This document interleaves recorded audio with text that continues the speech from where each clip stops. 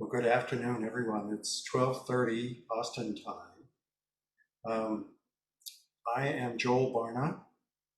I am sitting in for Flint today with most of the day off. And I want to start by talking about gratitude. I want to list some things that I'm grateful for today, and then talk some about some of the teachings about gratitude that I've been reading recently. I want to say I'm currently the beneficiary of an enormous amount of good fortune and goodwill caused by the generosity and good-heartedness of others. I was walking in, I drove in today on freeways that are open, and my son, who's been living in Missouri, drove on the freeway all last night and arrived this morning, so I was able to hug him this morning. And I was able to kiss my wife goodbye, the woman that I love, that I've been with for 41 years plus. And now that we're retired, we get to share a lot more than we used to. And it's a wonderfully rich time in our life. We're going to sell our house in Austin, and that's going extremely well. And we've been the beneficiary of people working on it who've done a great job, people who are marketing it who've done a great job. It's extraordinary. I'm just overwhelmed by a feeling of gratitude that all this is happening. And it's not because I deserve it, it's because of this network that I'm the beneficiary of. I want to mention one other thing, that I was walking in to Avamana and I'm looking out the window and I can still see some. There's a migration of hawks going on, passing over Austin right now. Some of them extremely high up, some low enough that I could hear their cries. And I looked up and actually got a few tiny dots on the video. But this is one of those times of year where there's an extraordinary manifestation of the wide-ranging interconnectedness that's all around us, that if you just look up, there it is. If you just look around, there it is. So at this time, I just feel kind of vibrating with gratitude. I'm reminded of the lines toward the close of the Metta Sutta. Standing or walking, sitting or lying down, during all one's waking hours, let one practice the way with gratitude. I've also been, I'm extremely grateful to Flint for reintroducing me to a book that I've been reading over and over again. The book is by Joan Sutherland. It's the sutra that Vimalakirti speaks. And as part of her reflections on the Vimalakirti Sutta, she says that she has a quote from Eleanor Roosevelt over her desk, which says, "Most of the work in the world is done by people who were not feeling very well that day. Most of the work in the world is done by people who were not feeling very well that day." And I want to acknowledge that. I want to acknowledge that I know that. And then she goes on, and she's talking, Joan Sutherland goes on in her book, she's talking about compassion, about the lessons of compassion that are at the heart of the Vimalakirti Sutra. And she says that Vimalakirti's challenge, as he's in conversation with Manjushri and with the others who come for the dialogue with him, that the challenge that he expresses is that it's necessary to convert compassion from a sentiment into action, to act in a compassionate way. I'll say that for me, this is with this, I'll close my remarks, and then we can sit for a while. That for me, the challenge is to convert gratitude into action.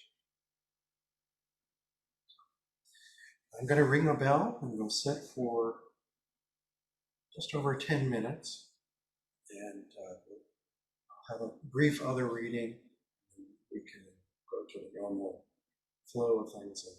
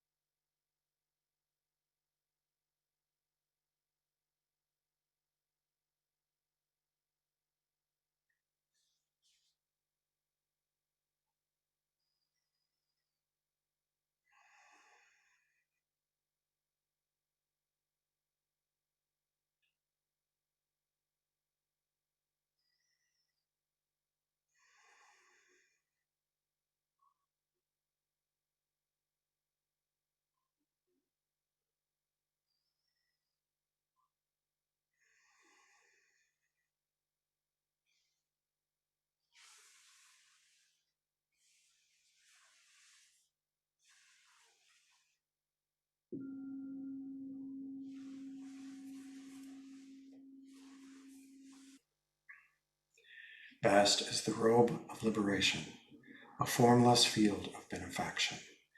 Wearing the universal teaching, I realize the one true nature, thus harmonizing all being. Vast is the robe of liberation, a formless field of benefaction. Wearing the universal teaching, I realize the one true nature, thus harmonizing all being. Vast is the robe of liberation, a formless field of benefaction. Wearing the universal teaching, I realize the one true nature, thus harmonizing all being.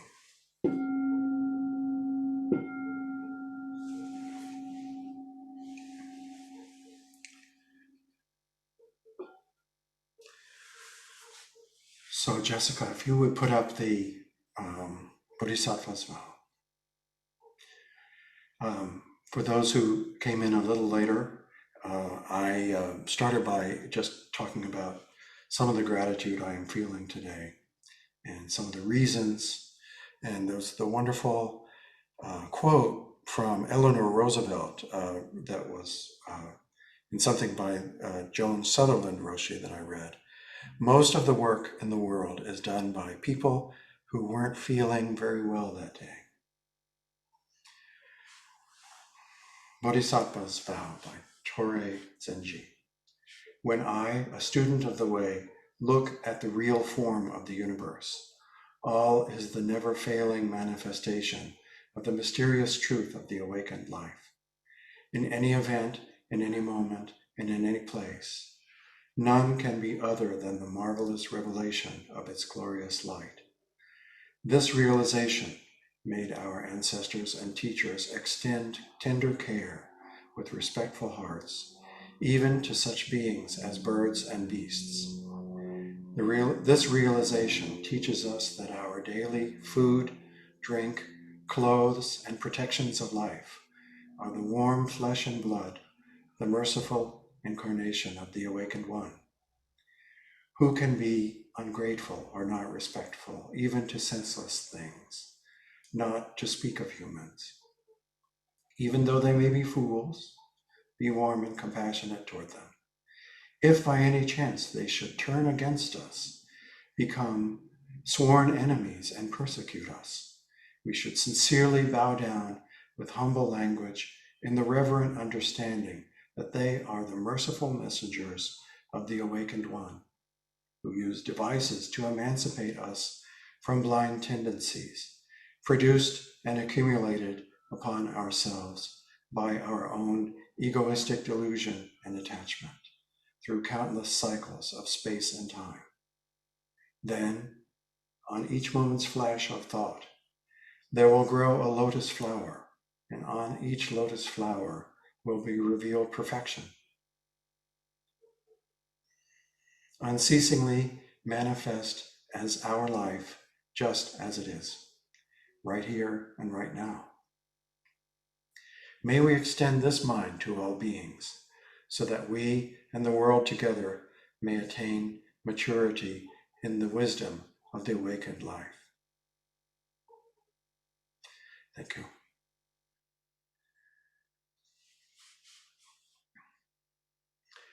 So I'm talking about feeling gratitude, and I'm in mind of what Flint has said many times before, that if you focus on a quality, that it brings up its opposite.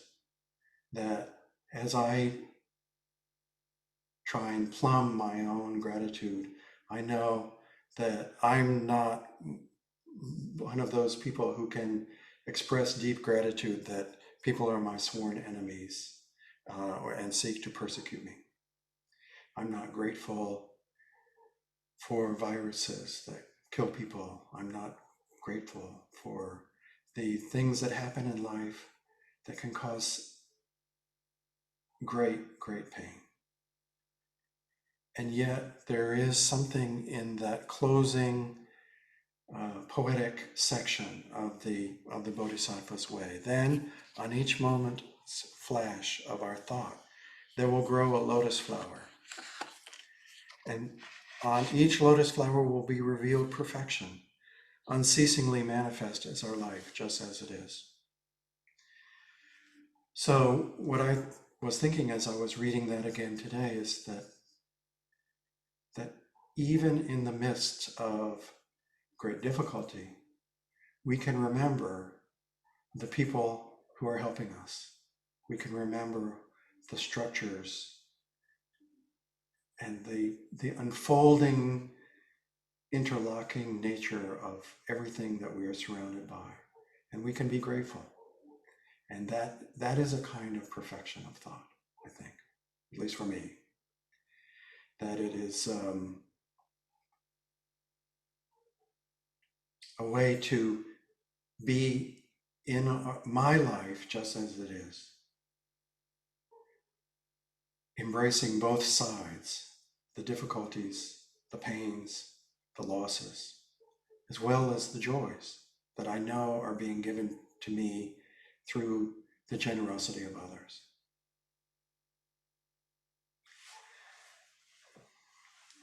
So, again, I will go forward and do my best to, when I'm standing, walking, sitting, or lying down, to go forward in gratitude and to find a way to make that gratitude to be more than a sentiment, but to lead me to action. I would love to hear your thoughts on gratitude and how it can be put into action.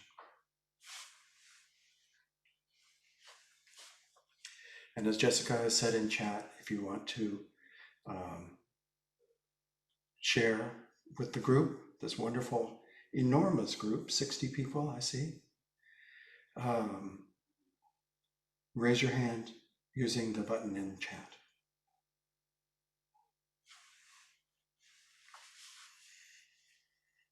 And Jessica has gone first. Thank you. Thank you, Joel. I'm very here and present, and something that I think actually as Jessica, let me ask, Maria, is Jessica's audio breaking up for you? Yeah, it's quite broken up, Jessica, your audio. You might want to spotlight yourself, Jessica.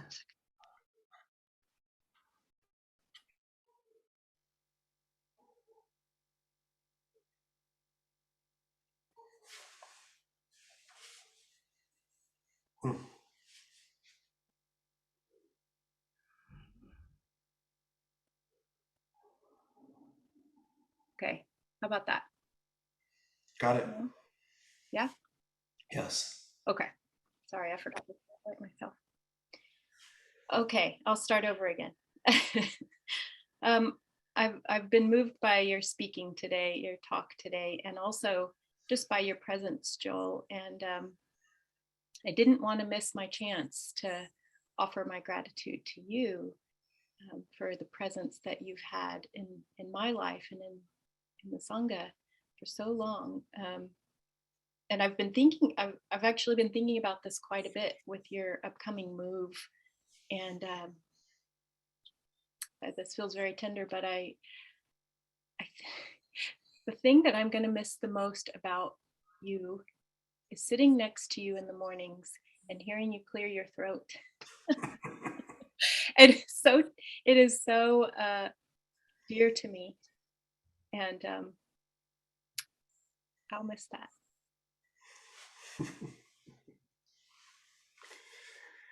What a beautiful reflection.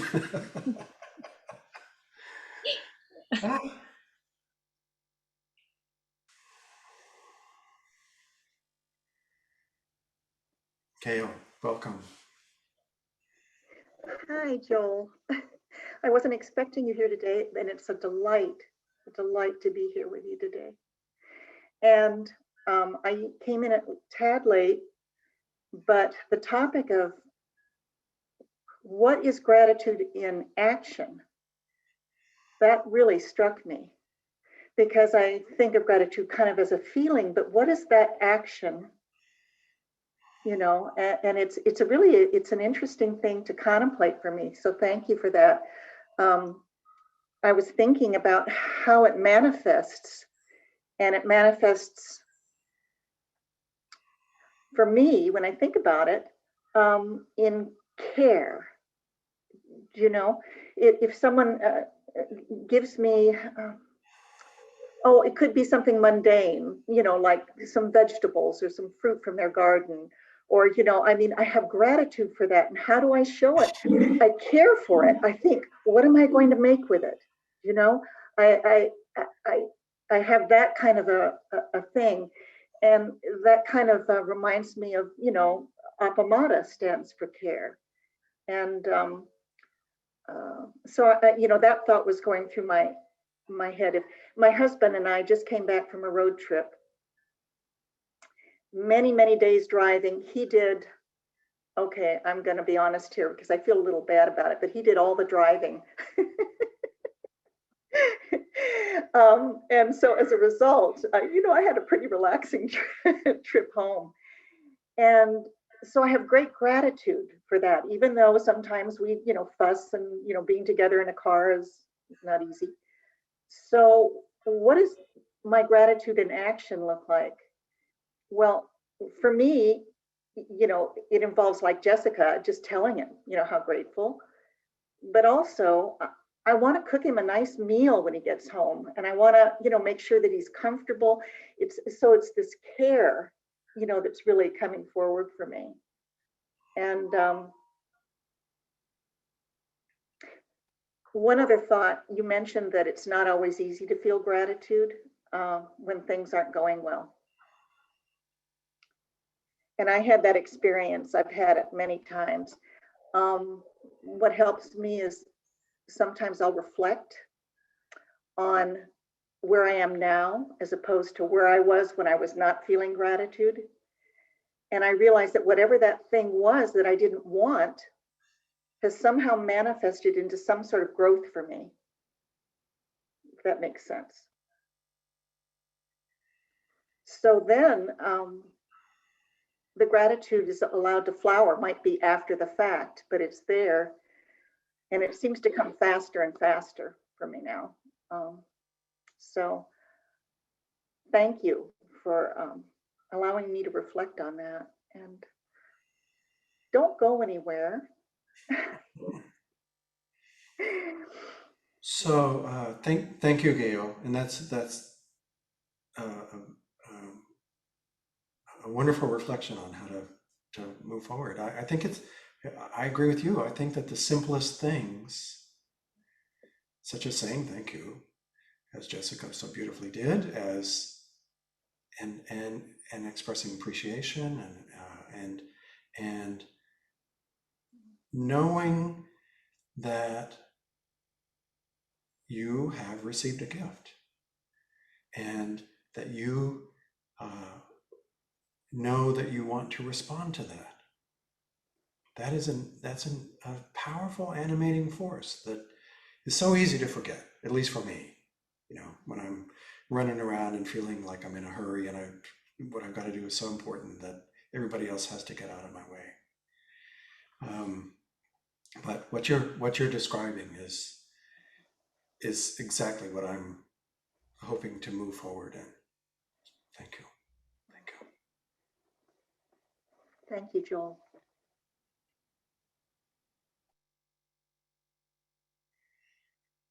Bob, hello.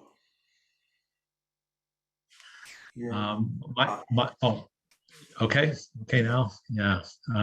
My gratitude is for ripples that you have sent into the universe over the years. One that touched me several years ago that you may not even recall.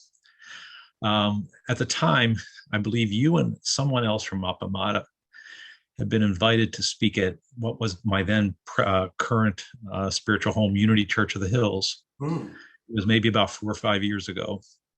And you came and talked. David Burks and I came and talked. David Burks, okay. Wonderful morning. Somehow I remember you because I think I was introduced to you at the time as Unity Church of the Hills, Barnes and Noble Buddhist.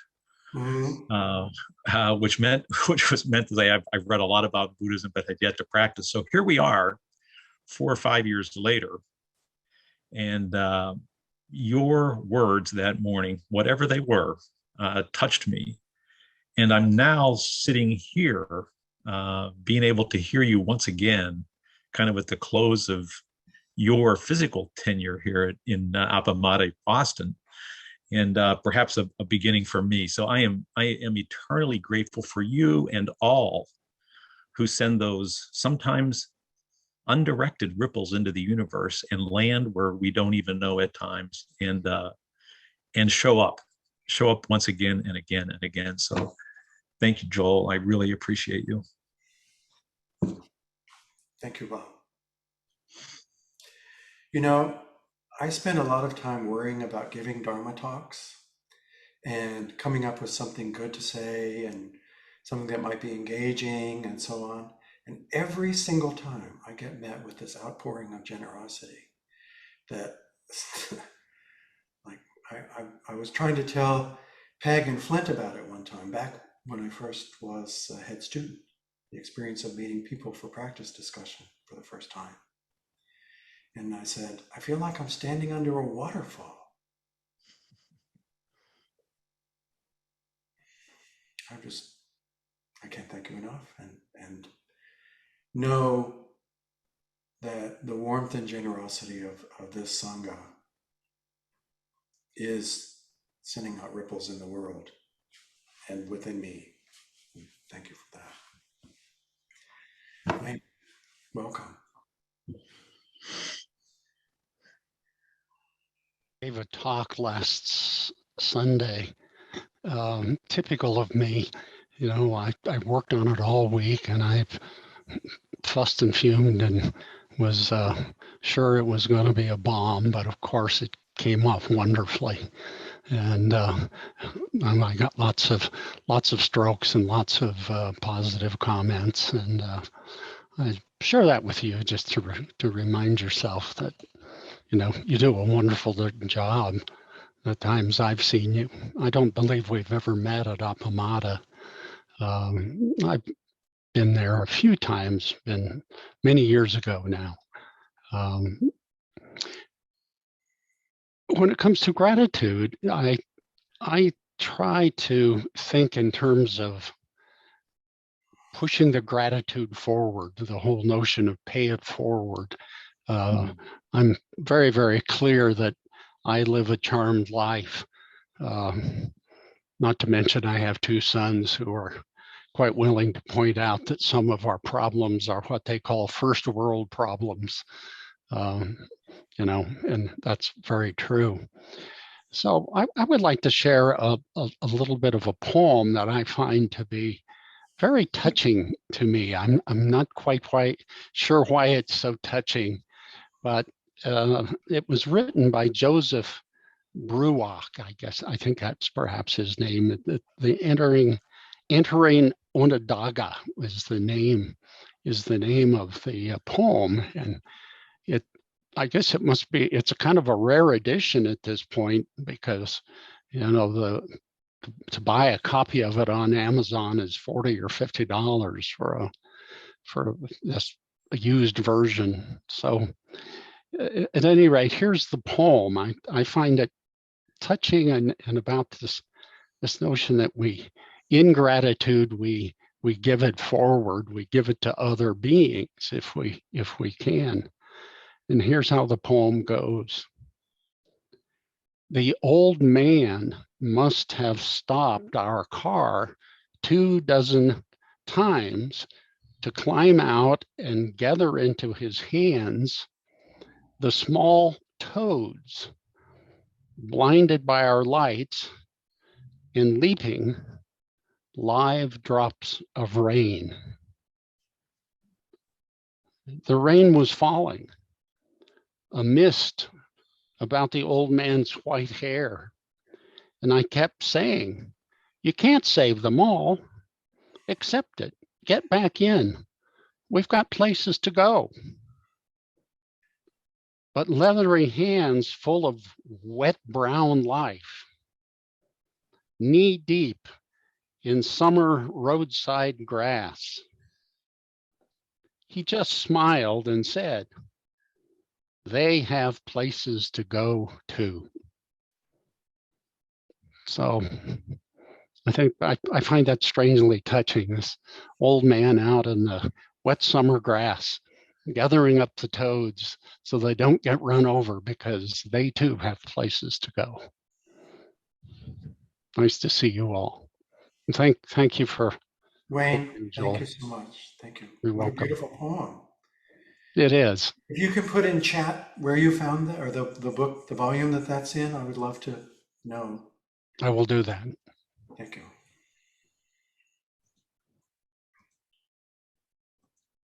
Lisa, welcome.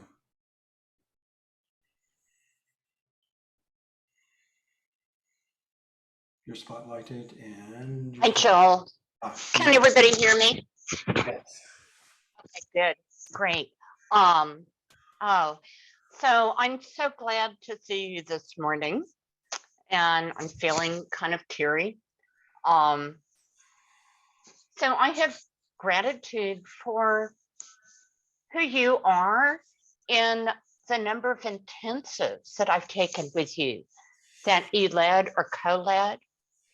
And what I especially experience with you is your vulnerability. Not only, when you teach and when you talk, you always have solid grounding in the teachings and whatever you've read and studied. But then what makes them come alive is just like suddenly you share how it personally has affected you. And it's like everything opens up. And it's so far beyond just understanding the words intellectually. So, I have felt deeply connected to you during your teachings and talks, and I do feel great gratitude for that. I also feel gratitude for you that you're getting to move and retire, and that you express you feel flustered. There could be lots of reasons for that, but I recall how flustered I felt, for weeks and almost months when I decided to move from Austin to Portland. I just separating from Automata, that just kind of permeated my experience for some time. If I really thought on one level about, what I was doing, because for one thing, I didn't know there would be Zoom, right? When I left, it seemed very final, even though I knew Flint, would be moving before long, and Peg, moved. For me, it was like, I was cutting something off or pulling something out of my body because my practice is so, who I am. So I really feel gratitude for the presence of everyone here.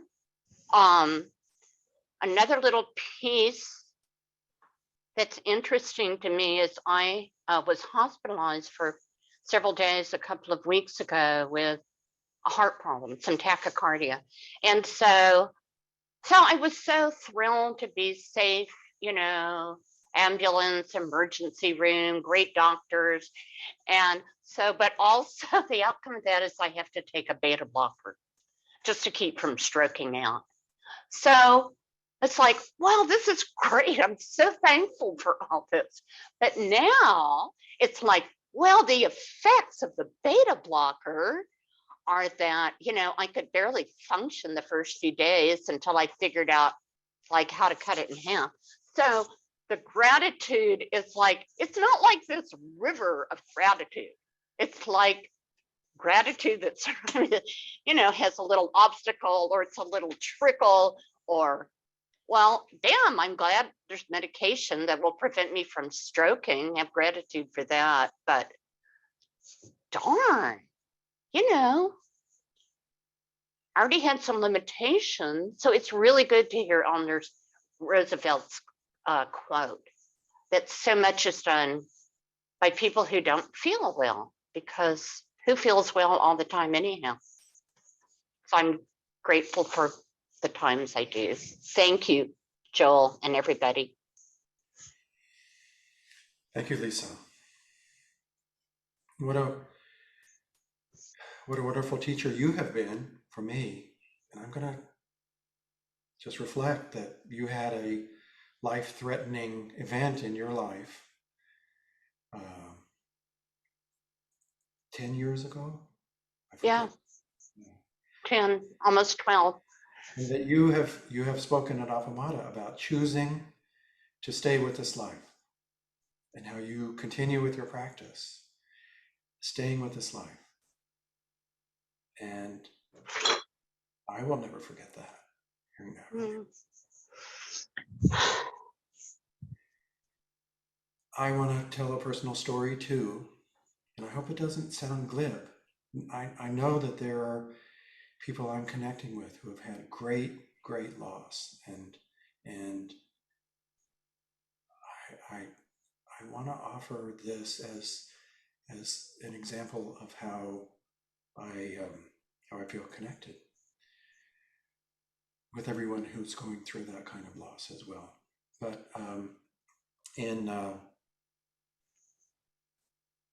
let's see, about 35 years ago, my younger brother died. He got a fast-moving lung cancer and died within a few months. He was 29 years old. He had a 3-year-old son and another son who was born a month after my brother died. And it was a terrible loss to me. I was really embittered about it. I remember talking to my mother afterwards, and she was in, of course, enormous pain. And she said, the cruel thing is that life goes on. And that, you know, we have to get up in the morning, we have to deal with people, and they're doing the best they can, but they can't know what I'm feeling.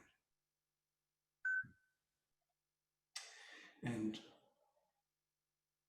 I remember reflecting on my mother's words and saying, oh yeah, there are other people who are doing the best they can. And that was a powerful lesson for me. And that's what showed up in what I wanted to express today as well. But there's another aspect to that about 6 or 7 years later, after my brother's death, I went to visit his grave in a cemetery in Houston, a military cemetery, which I had not done before. And I found his gravestone, and I had a kind of something was revealed to me that I did not know had been processing in my mind, which is that I realized that he was a wonderful father to his son, and that he would have wanted that to me. And I, who had never thought of myself as someone who wanted children, changed. And now, like my wife at that point, I wanted to investigate adopting a child. So we did. And again, through luck that was being struck by lightning, we were so blessed, and we were able to adopt our son, Solomon, who now lives in Missouri and who I mentioned at the beginning of my talk, drove home to be with us and help us with the final parts of moving last night. And I got to hug him today. And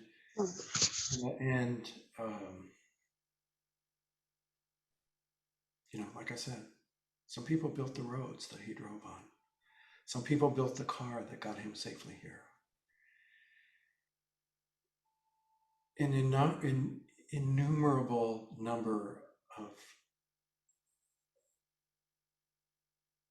ethical, upright, generous things happened. Just for us to both be here today. I'm grateful for that. So, thank you.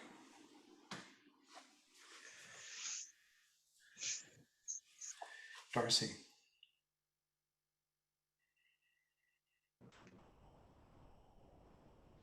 Darcy. There we go. Can you hear me, or am I breaking up? I hear you clearly, Is it although okay? there's a lag with the video. Sometimes I have trouble with sound breaking up. Is it okay? Very good. Okay. So I was very intrigued when you first made that statement, which is most of the work in the world is done by people who were not feeling very well that day. And it just like didn't make sense at first. But the other thing that's been coming up for me, is another way of sort of looking at gratitude. I mean, I can think of many things I'm grateful for. But I think my deepest gratitude is gratitude that has no object.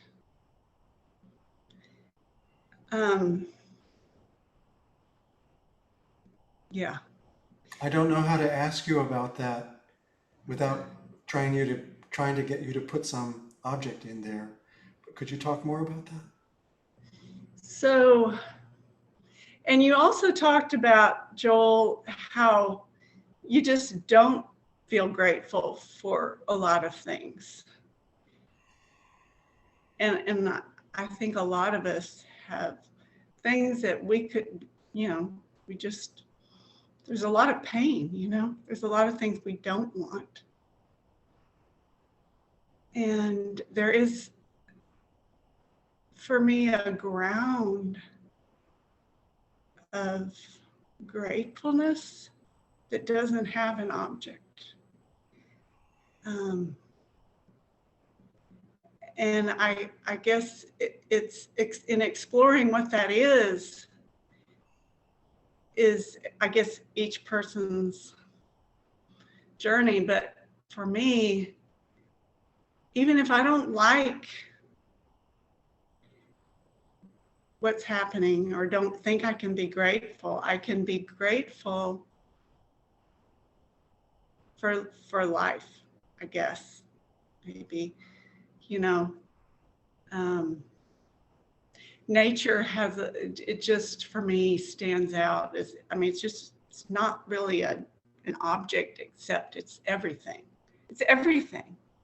It's the body, it's the breath, it's everything. It's that, anyway, that we're born into this life. And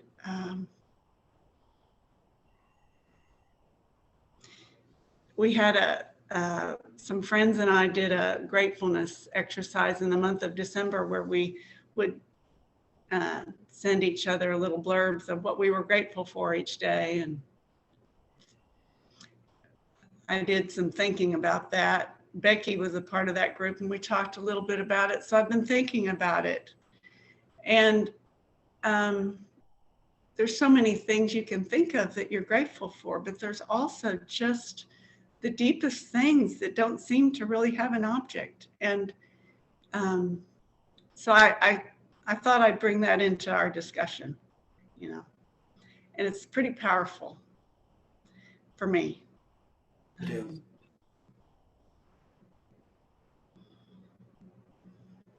It's also a way of stepping outside of that feeling like, oh, I can't be grateful for this. I don't want that, It's just a stepping outside of all of that.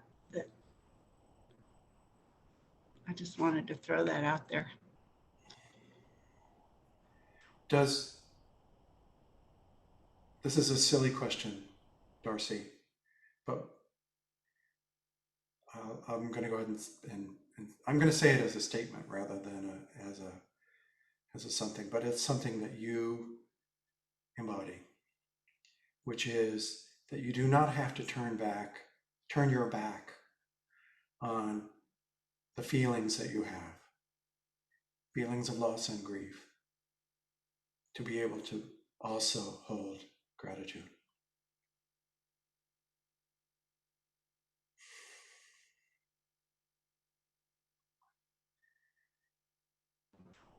That is the greatest teaching, I think. Yes. It's an amazing thing that you can have that sort of really wide, broad gratitude, and it's in the midst of everything, Mhm. nothing excluded, you know.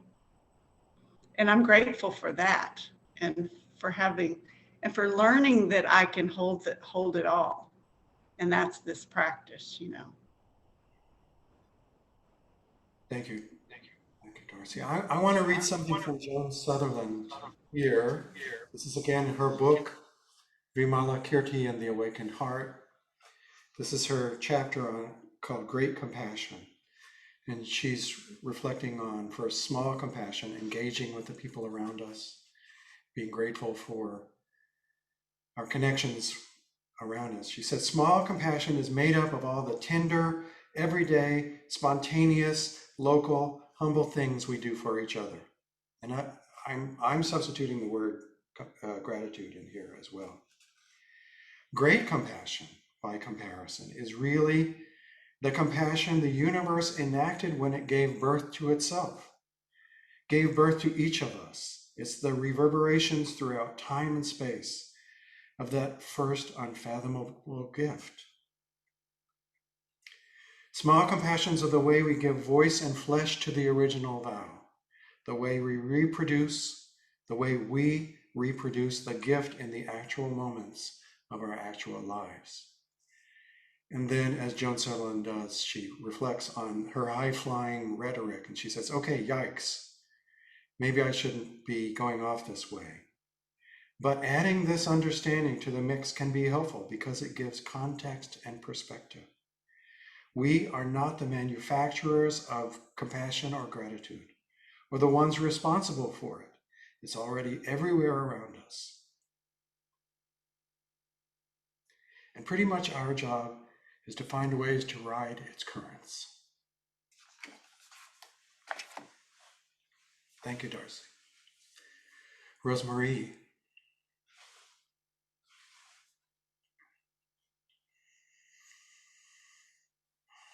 Hi, Joel.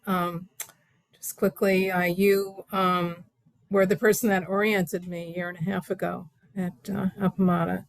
And I was pretty much a mess. I was just had a breakup and never met you or the other people there. And I was crying, and you were so open, and it was very safe. You made it very safe for me to, say this is me right now, and this is who I am, as far as I know. And so thank you for that safe and lovely introduction to this group that's been a huge part of my life. That was a year and a half ago. And now you are giving back so much, and widening that circle. Well, thank you. Thank you. I had a little experience yesterday with someone who was really kind to me, and I was took a little drive with a friend to a little craft village, and went into this little candle shop. This man has been making candles in his little shop for like 50 years, and we're looking at the candles, and he said, "Oh yes, they're best in complete darkness, or no, they're best in darkness." And I thought, well, of course, but then of course we do use candles in the daylight for atmosphere, blah blah. And so I said, well, you mean like at night with no electricity? And he said, well, yeah, kind of like that. And then he said, well, my job is illumination. And I thought, and I started to kind of giggle, and I said, this is something we've been, I'm a Buddhist student and with studying this, and you know, he sort of did a little bow, and he said, well, I don't know the philosophy, but you know, and we just chatted a little more. And then he had a photograph of a woman who much younger than him. He was about my age, our age. And he said, see this woman, she's, you know, it's all about love. And chatted a little more. I got some candles and took my credit card out. And he says, no, you know, this is for you. And I go, well, no, you here.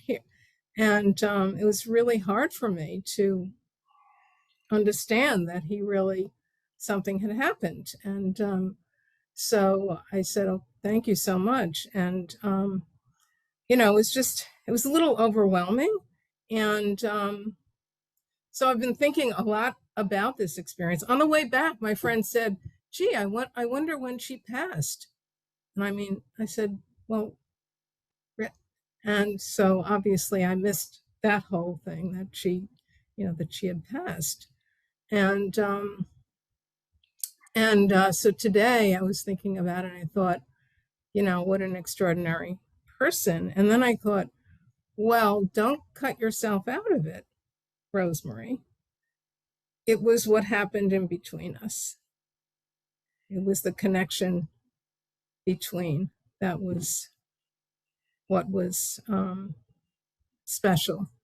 So that was, in terms of gratitude, it's what's going on in between. It's like a cross. Oh, I forgot to mention the main thing.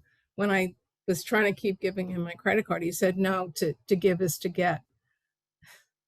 So it was just lovely synchronicity for what we, you know, what we're, you know, after here, I guess. So I offer you my little illumination story. And to Gail, thank you for, you know, the action of gratitude is I'll take very good care of these candles. In gratitude for the candle man. Thank you.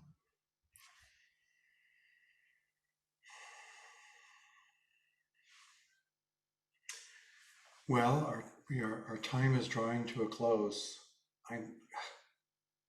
Thank you so much. Rosemary, I want to say that what you pointed to is something that has something to do with putting gratitude into action for me as well. That it can be that energy that for me allows me to step forward and connect with other people, and not simply withdraw into myself and think, oh, I shouldn't bother them. I shouldn't, you know, make a fuss or try and, or that it seems so self-centered to make an extra step, but that the energy of gratitude can help me to do that, and that's very important in my life. So we have a closing chant. Jessica, can you put that on the screen?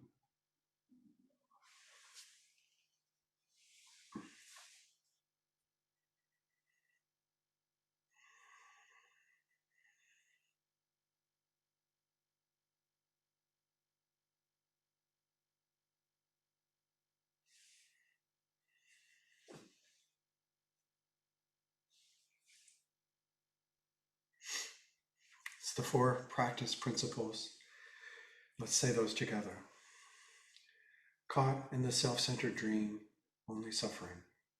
Holding to self-centered thoughts, exactly the dream. Each moment, life as it is, the only teacher. Being just this moment, compassion's way. Caught in the self-centered dream, only suffering. Holding to self-centered thoughts, exactly the dream. Each moment, life as it is, the only teacher. Being just this moment, compassion's way. Caught in the self-centered dream, only suffering. Holding to self-centered thoughts, exactly the dream. Each moment, life as it is, the only teacher. Being just this moment, compassion's way.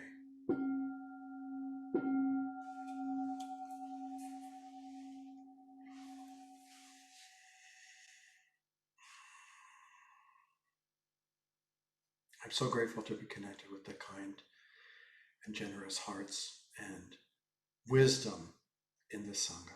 Thank you so much for sharing this with me.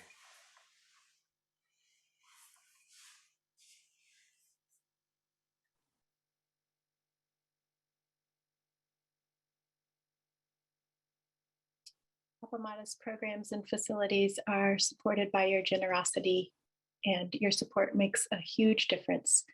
There's a link for contributions on the website, and I will place it here in the chat as well. And your presence is such a generosity, so thank you all for being here.